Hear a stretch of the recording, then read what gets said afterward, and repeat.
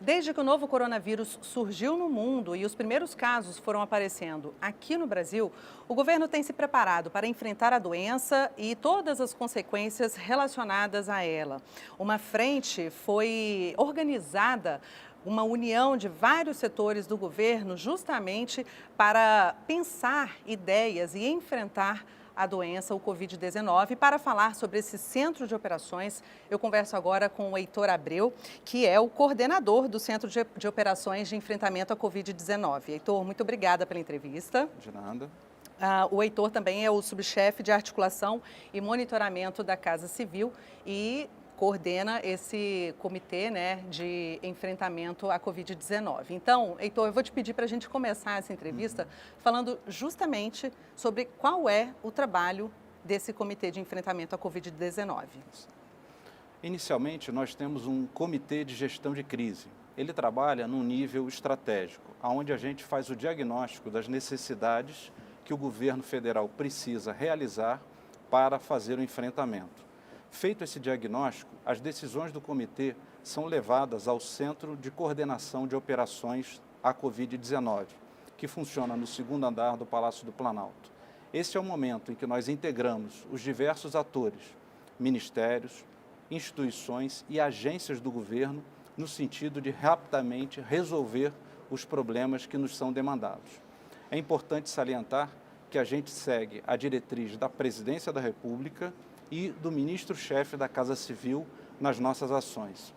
E eu também gostaria de destacar que é um trabalho sinérgico, onde todos os atores procuram rapidamente solucionar todas as demandas, que podem ser desde repatriamento de brasileiros até a verificação de leitos hospitalares, distribuição de equipamentos de proteção individual.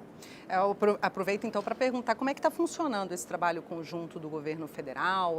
São pessoas dos outros ministérios, dos outros órgãos que estão aqui conjuntamente, diariamente, para tratar do enfrentamento à doença?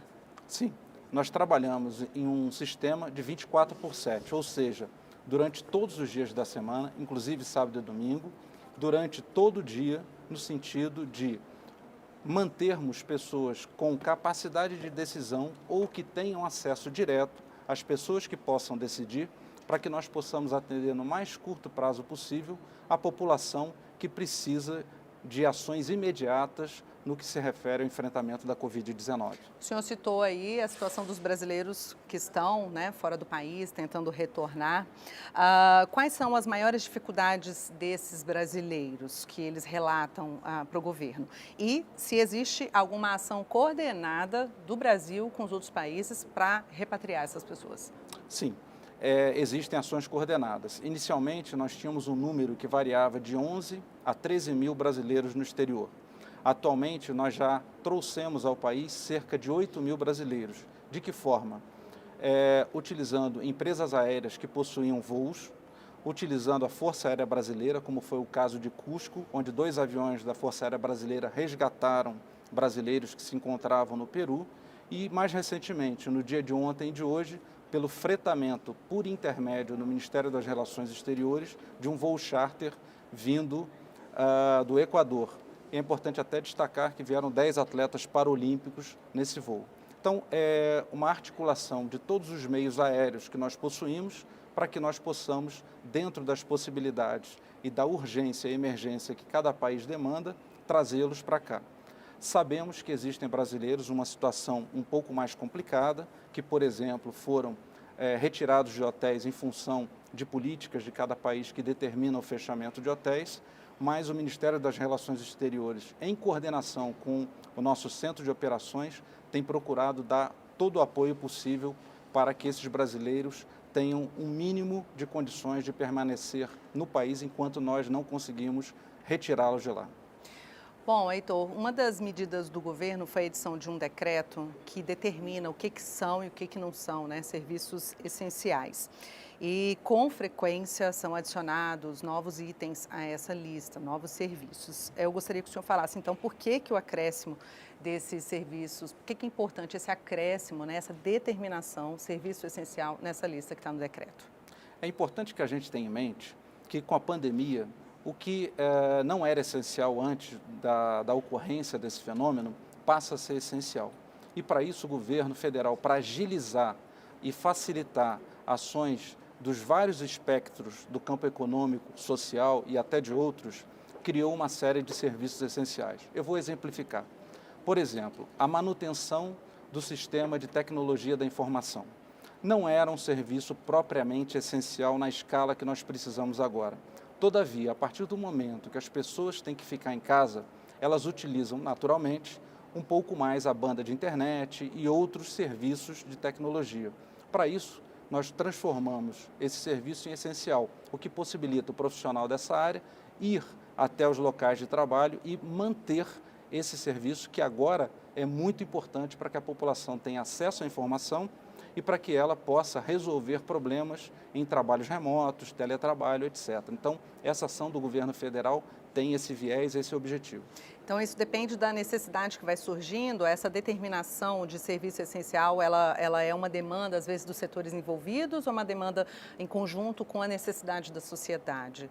Na realidade, são ambas as coisas. A gente procura entender as demandas da sociedade e dos setores envolvidos. E a sinergia disso permite a gente colocá-los como serviços essenciais. E o governo, né, tem como diretriz agilizar ao máximo esse tipo de serviço para que não falte nada daquilo que a população precisa. Nesse momento de crise e até de incertezas sobre o futuro, o que pode acontecer, porque é uma doença ainda desconhecida, também surge um outro movimento, que é o movimento de ajuda a quem precisa, a quem tem menos condições. Como é que o governo federal vai trabalhar com relação a doações recebidas pela população? De fato, o governo federal já está trabalhando.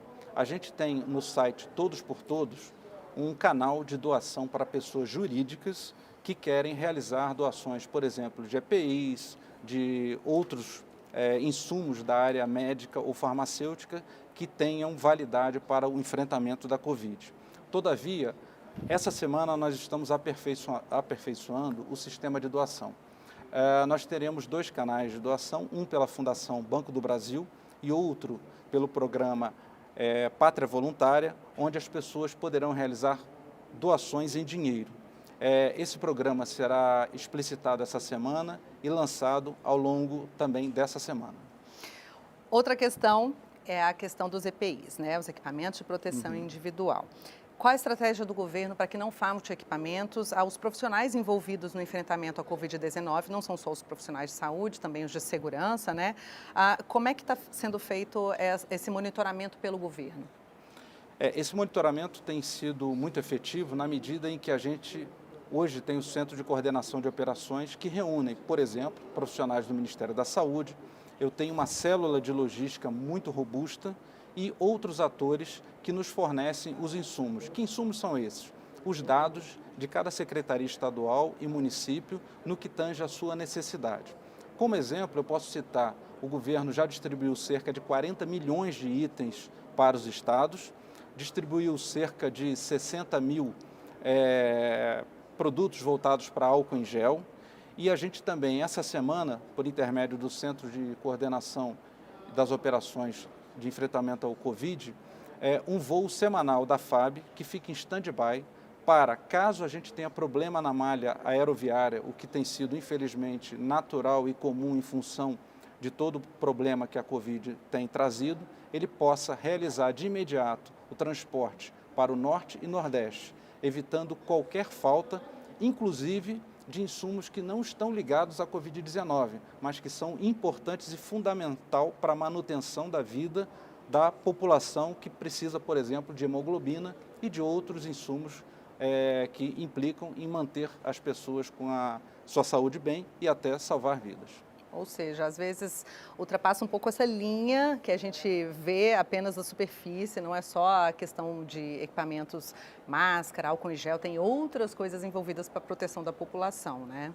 Sim, não resta dúvida, né? Como diretriz do presidente e do ministro da Casa Civil, a gente, além de fazer o enfrentamento à Covid-19 dentro do nosso Centro de Coordenação de Operações, a gente não esqueceu as urgências que existiam antes da Covid. Então, a gente está fazendo um balanço, né, um trade-off, para que tudo isso seja resolvido da melhor forma possível.